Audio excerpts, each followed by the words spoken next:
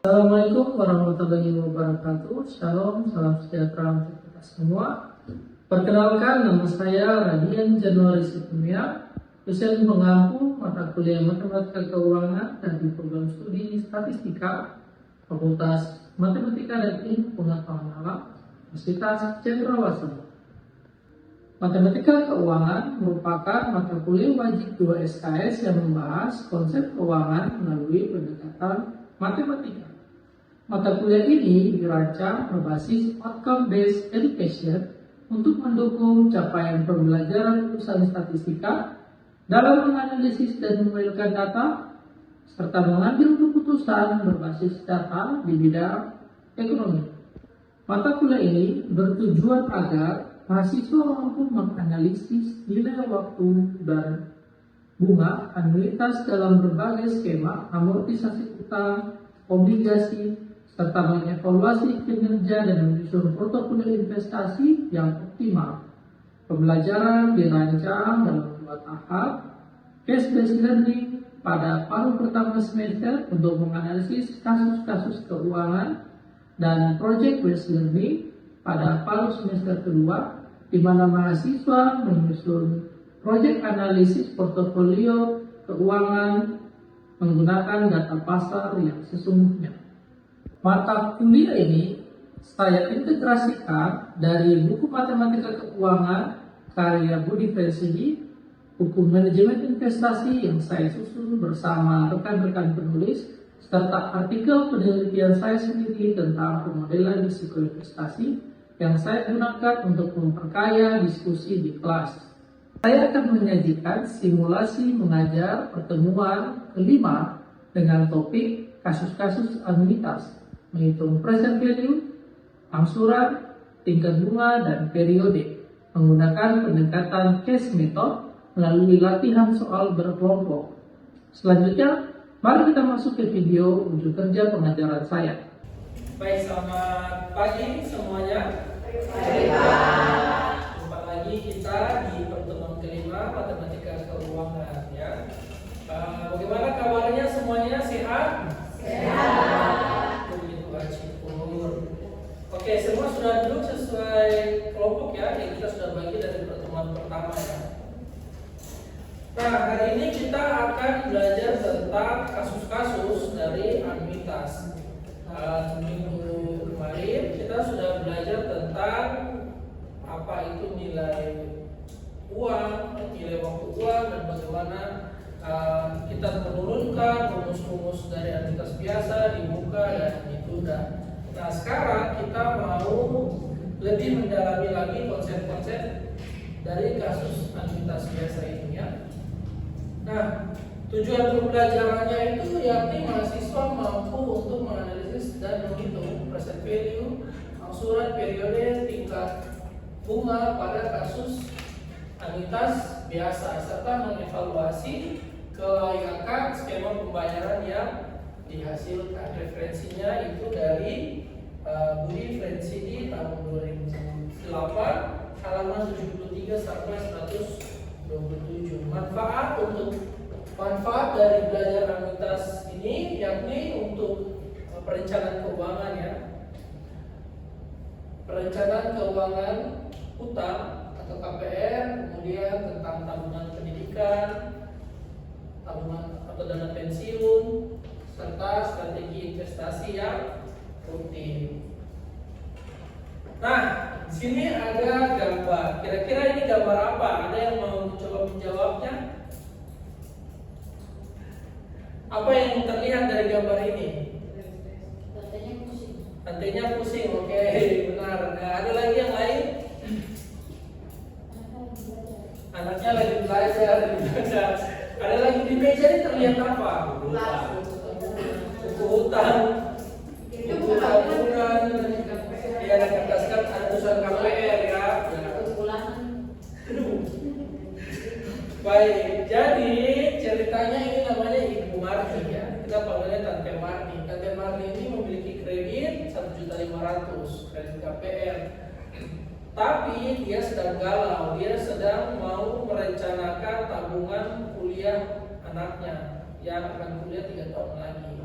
Jadi dia berencana untuk mengumpulkan 45 juta dalam waktu 3 tahun. In this economy, jadi ada dilemanya, ya. Pendapatan Tante Mardi itu sekitar 7.275 per bulan. 7.275.000 per bulan. Nah, bagaimana baiknya Tante Mardi itu merencanakan keuangannya, ya, tanpa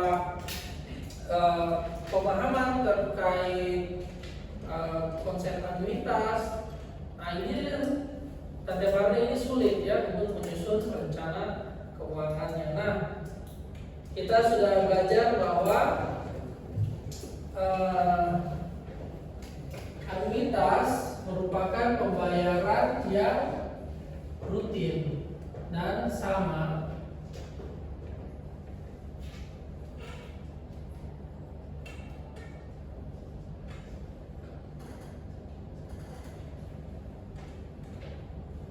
Dan pada anuitas biasa, ya, pembayaran rutin itu baik dari periode pertama, periode kedua, itu tetap sama pembayarannya sampai periode ke N, sama-sama P terus, ya. Nah, kita sudah tahu bahwa uang memiliki nilai yang berbeda di setiap periode. Tahun pertama, tahun kedua, tahun ketiga itu nilainya tidak sama. Jadi 100.000 di zamannya Bapak waktu SMP itu beda dengan 100.000 untuk sekarang. 100.000 zaman SMP Bapak itu nilai tukarnya cukup tinggi, ya. Itu sudah bisa biaya biaya sewa rumah, ya, biaya sewa rumah. Tapi kan sekarang ngekos itu sudah berapa? Ngekos kalian mahasiswa ngekos berapa? 1 jutaan, ya, 1.500.000, ya. Jadi 100.000 zamannya Bapak dulu dengan 100.000 sekarang nilai tukarnya beda, meskipun harganya sama-sama 100.000, tapi nilai tukarnya beda. Nah, karena perbedaan periode itu, ya, maka kita bisa menarik uang yang dikumpulkan pada tiap-tiap periode kepada satu periode aja. Nah, misalkan ada hutangnya itu di present value di hari ini atau di periode sekarang, maka pembayaran atau cicilan-cicilan yang akan datang itu kita harus tarik dia ke periode sekarang. Jadi P pada tahun pertama itu menjadi P kali 1 tambah I pangkat min 1, karena I di situ ada tingkat bunga yang berlaku. Asumsi untuk anuitas biasa yang kita pelajari kemarin yaitu I-nya itu sama untuk setiap tahun, ya. Dan P untuk pembayaran kedua itu menjadi P kali 1 tambah I pangkat min 2. Lalu P pembayaran ketiga menjadi P kali 1 tambah I pangkat min 3. Kemudian P pembayaran min 1 menjadi P kali 1 tambah I pangkat min N plus 1, ya, karena ada minusnya di depan. Kemudian P pada pembayaran ke M kalau ditarik ke nilai sekarang menjadi P kali 1 tambah I pangkat min N. Oke? Nah, karena itu cicilan-cicilan ini atau angsuran ini dikumpulkan, ya, kemudian kita jumlahkan semuanya, maka menjadi suatu nilai present value. Jadi kita bisa tulis persamaan pertama, present value adalah P kali 1 tambah I pangkat min 1 tambah P kali 1 tambah I pangkat min 2 tambah P kali 1 tambah I pangkat min 3 tambah dan seterusnya sampai P kali 1 tambah I pangkat min N plus 1 tambah P kali 1 tambah I pangkat min N. Karena ini memiliki pola yang sama, ya, di sini ada terlihat garis geometri, ya, di sini pangkatnya yang bertambah tambah min 1, berarti Bapak bisa kalikan PV dengan 1 tambah I pangkat min 1. Kalau begitu, jika sebelah kiri, ruas kiri kita kalikan dengan suku 1 tambah I pangkat min 1, maka ruas kanan juga semua kita kalikan dengan 1 tambah I pangkat min 1. Nah, untuk suku pertama, P kali 1 tambah I pangkat min 1, kalau dikalikan dengan 1 tambah I pangkat min 1, maka dia akan menjadi P kali 1 tambah I pangkat min 1. Ya benar ya, maka ini berubah menjadi P kali 1 tambah I pangkat min 2. Berikutnya, jika suku kedua P kali 1 tambah I pangkat min 2 dikali 1 tambah I pangkat min 1, maka ini berubah menjadi ya P kali 1 tambah I min 3, dan seterusnya pola ini akan berulang terus sehingga di sini yang min N plus 1 akan berkurang dong satunya ya, menjadi P kali 1 tambah I pangkat min N. Lalu di sini menjadi P kali 1 tambah I pangkat min N min 1. Nah, jadi ada dua persamaan ya, persamaan pertama dan persamaan kedua. Jadi kalau Bapak coba untuk persamaan 1 dikurangi persamaan 2, maka ini menjadi PV dikurang PV kali 1 tambah I min 1 sama dengan ini tidak bisa mengurangi ini. Kenapa? Ada yang tahu? Ya, karena pangkatnya yang berbeda, benar ya. Tapi yang ini suku kedua dari persamaan 1 bisa mengurangi suku pertama dari persamaan 2 karena pangkatnya sama, variabelnya sama ya. Jadi ini saling menghabiskan, jadi habis, yang ini juga habis ya. Ini juga habis ya, min N dengan min N. Nah, sisa adalah suku pertama dari persamaan pertama dan suku terakhir dari persamaan kedua. Maka kita punya P kali 1 tambah I pangkat min 1. Berikutnya apa nih? Positif atau negatif? Negatif ya. P kali 1 tambah I pangkat min N min 1. Jadi ini bisa kita sederhanakan menjadi PV dalam kurung 1 kurang 1 tambah I pangkat min 1. Ruas kiri ya. PV 1 kurang 1 tambah I pangkat min 1. Sementara yang ruas kanan ini bisa Bapak keluarkan ya. Maka P kali 1 tambah I pangkat min 1 kurung jadi 1 kurang 1 tambah I min N.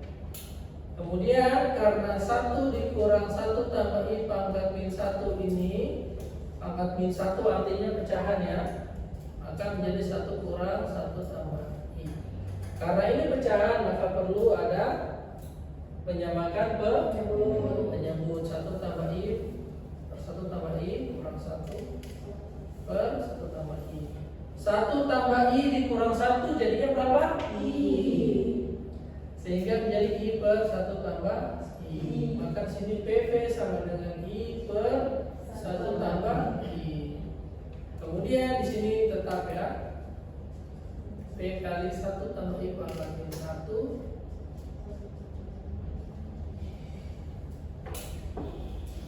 Nah, karena kita perlu rumus PV ini, maka suku ini perlu kita pindah ruas ke sebelah ya. Karena ini perkalian maka pindah menjadi pembagian, dan karena ini pecahan, pembagian itu kita balik ya, maka menjadi perkalian terbalik. Oke, sehingga kita dapat rumus PV sama dengan P kali 1 tambah I pangkat min 1 1 kurang 1 tambah I pangkat min N dikali dengan 1 tambah I per I. Ya benar. Perhatikan di sini 1 tambah I pangkat min 1, yang ini 1 tambah I pangkat 1. Kalau dikalikan maka dia menjadi 1. Oke, maka P kali 1 kali suku ini lalu dibagi I, sehingga dapatnya PV sama dengan Satu.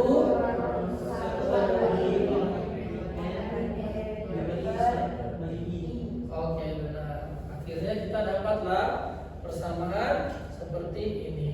Nah, dari persamaan PV ini kita bisa manipulasi rumus untuk mencari nilai P, nilai I, dan nilai N. Ya, ingat bahwa komponen dari amitas biasa itu perlu PV, P, I, dan N. PV untuk nilai persen value-nya, P untuk pembayaran secara periodik atau payment, I tingkat bunga, dan N jumlah periode. Perhatikan ya. Nah, kita coba untuk menyelesaikan kasus-kasus dari present value annuity ya. Jadi ada 3 soal. Jadi Bapak minta untuk kalian coba diskusi dengan kelompok dan coba untuk menyelesaikan soal ini ya. Masing-masing kelompok coba untuk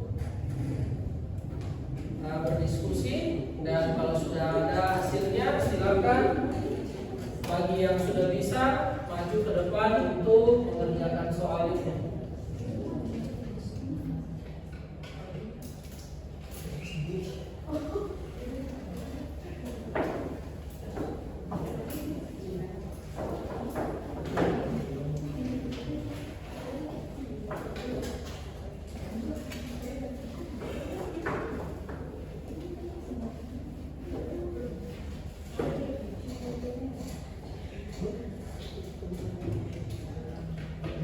Sudah ada yang bersedia maju 3 orang untuk 3 soal?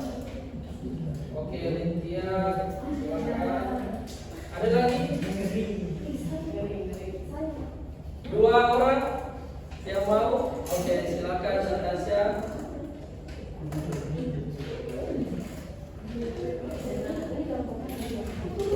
Lagi? Oh iya, silakan.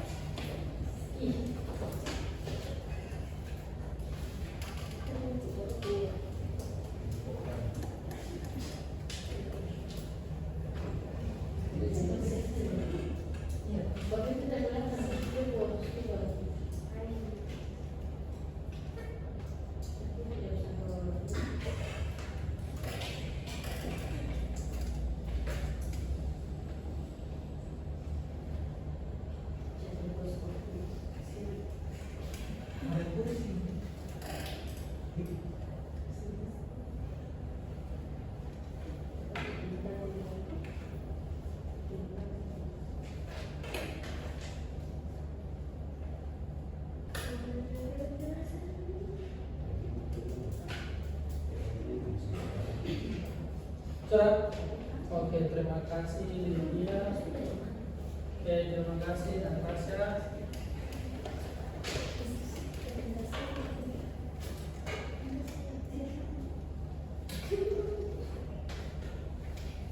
Nah, coba kita lihat ya kasus ini, kita perhatikan baik-baik. Nah, untuk kasus yang pertama ya, untuk yang kasus pertama ini pembayarannya utangnya. Pembayarannya ini 2 juta, kemudian dibayarkan per bulan ya, maka tingkat bunga per annualnya itu dibagi 12. Oke? Dan jumlah pembayarannya ada sebanyak 24. 24 ini didapat dari 2 tahun dikali 12 bulan ya. Sehingga diperolehlah PV-nya atau jumlah hutangnya itu sekitar 42.486.000 sekian. Oke?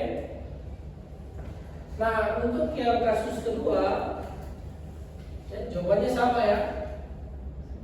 Kemudian untuk kasus kedua yang diketahui itu adalah PV 400 juta, I-nya itu 1% dan N-nya itu 18 ya. Kenapa di sini PV-nya 400 juta padahal harga rukonya itu kasus kedua itu 500 juta. Ada yang tahu?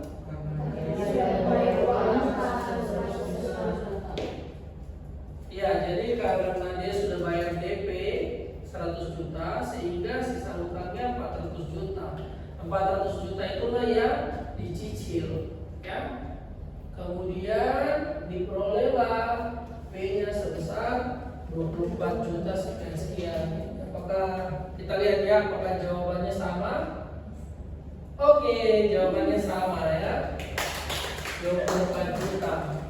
Nah, kemudian untuk kasus yang ketiga mencari N, perhatikan soalnya di situ hutangnya itu 50 juta, kemudian pembayarannya itu 2.500.000 tiap bulan, ya.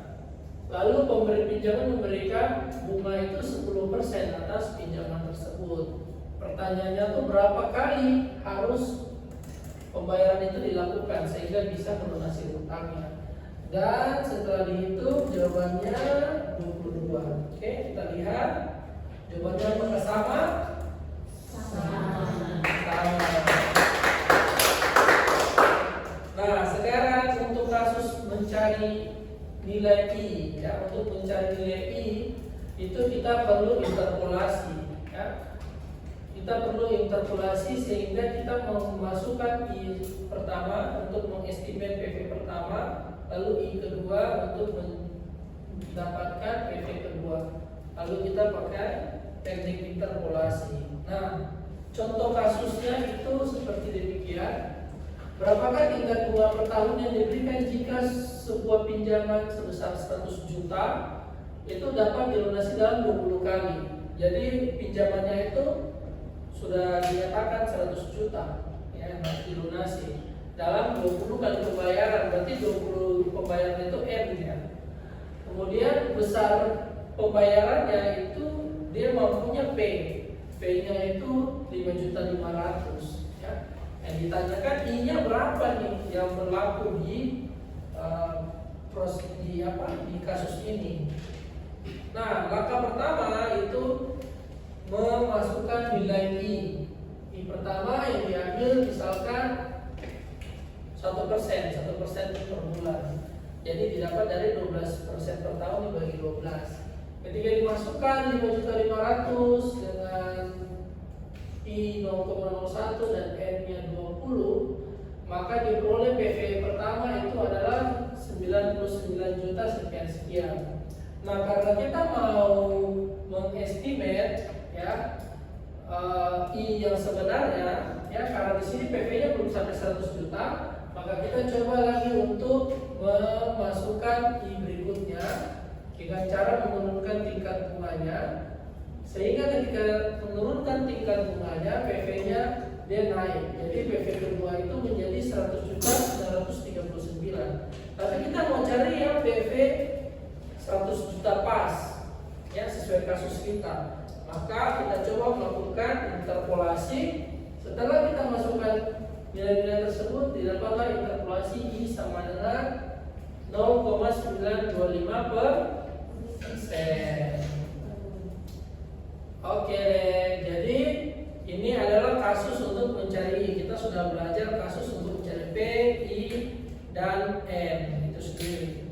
Oke, sampai di sini apakah ada pertanyaan? Ya, silakan Pak Imam. Pak, jadi dari soal-soal yang sudah kita kerjakan dan kita bahas bersama, untuk periode pembayarannya itu kan sudah ditentukan. Lalu bagaimana jika periode pembayarannya itu tidak menentu? Oke, pertanyaan yang bagus sekali ya. Rumus yang kita generate tadi itu rumus yang berdasarkan asumsi bahwa P, I, dan N itu sudah fix dan tetap di setiap periode, dan periodenya juga sudah tetap. Nah, ketika N itu dia tidak tetap, artinya kita ada kontrak perjanjian pembayaran secara rutin, tapi N-nya itu tidak tetap. Misalkan kita nggak tahu nih kita mau bayar sampai kapan. Nah, kasus itu dapat terjadi ya ketika N-nya itu merupakan suatu variabel acak. Ingat di mata kuliah teori peluang semester kemarin ya, bahwa ketika dia merupakan variabel acak, maka dia memiliki fungsi peluang. Nah, sehingga kita bisa melakukan estimasi dari fungsi peluangnya ya, jadi harus terdefinisi dulu yang tadi kira-kira model peluangnya seperti apa. Nah nanti dia bisa berkembang lagi untuk model-model yang lainnya. Nah itu ada di mata kuliah akademik aktuaria ataupun teori resiko ya, untuk mata kuliah berikutnya. Oke, Bapak lanjut ya. Nah ini ada challenge question untuk diskusi kelompok. Kira-kira jawabannya berapa ya? Coba kita lihat kasusnya. Jadi Ani bersedia untuk membayar utangnya sebesar 100 juta dengan dicicil setiap akhir bulan. Nah, selama 3 tahun dia udah mencicil tuh dengan tingkat bunga 10%. Ketika dia sudah mencicil sebanyak 12 kali, kemudian Ani berencana untuk mempercepat pelunasannya dari 3 tahun menjadi 2 tahun ya. Nah kira-kira berapakah besar angsuran SLP yang harus dibayar Ani selama 12 bulan berikutnya ya, jika pihak pemberi pinjaman menaikkan bunga sebesar 2%. Jadi coba diskusi dulu. Di sini Bapak tulis jawaban akhirnya ada 3.291. Coba masing-masing kelompok mengerjakan. Apa nggak jawabannya sama atau beda? Sudah selesai? Siapa coba angkat tangan yang jawabannya sama? Yang sudah dapat jawabannya angkat tangan semuanya. Coba. Ya sama. Oke. Kelompok yang belum? Belum dapat. Oke, itu bisa disimpan untuk jadi PR ya. Nah, berhubung kita punya waktu sudah hampir habis ya, kita akan mengakhiri kelas. Namun sebelum kelas ini berakhir ya, Bapak mau kasih tugas kelompok untuk minggu depan. Nah, ceritanya di sini itu ada 2 produk keuangan dari lembaga keuangan yang ada di tempat direkturat. Di sini ada produk KUR dari salah satu BUMN dan juga dari dua-duanya BUMN ya. Dua-duanya BUMN. Tawarannya beda bunga dan beda besaran yang bisa dipinjam ya. Nah, kira-kira dari 2 produk ini mana yang terbaik? Ya, sehingga coba untuk kalian analisa dari kedua produk ini dan berikan analisa kamu di dalam analisa kelompok ya. Nah, tulis di Word ya, dan kemudian dikirim ke dalam portal akademi kita ya lewat Siaka. Oke? Dikumpulkan minggu depan ya paling lambat sebelum perkuliahan kita. Nah, berikut adalah link presensi ya. Jadi sebelum kita meninggalkan kelas, silakan scan ini untuk kehadiran kita. Ya. Sudah? Kalau sudah di scan, Bapak akan tutup.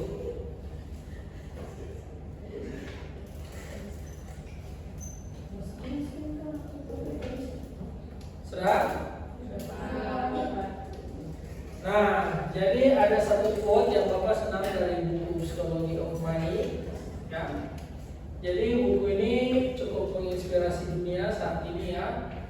Dia mengatakan bahwa doing well with money has little to do with how smart you are and a lot to do with how you behave. Jadi berhasil mengelola keuangan itu tidak banyak hubungannya dengan seberapa pintar Anda, tetapi banyak hubungannya dengan bagaimana Anda berperilaku. Jadi meskipun kita sudah punya pemahaman tentang keuangan, ada pemahaman tentang anuitas, tetapi yang paling penting adalah bagaimana kita berperilaku ya, sehingga keuangan kita bisa sehat. Itu saja motivasi dari Bapak. Selamat siang semuanya. Siang.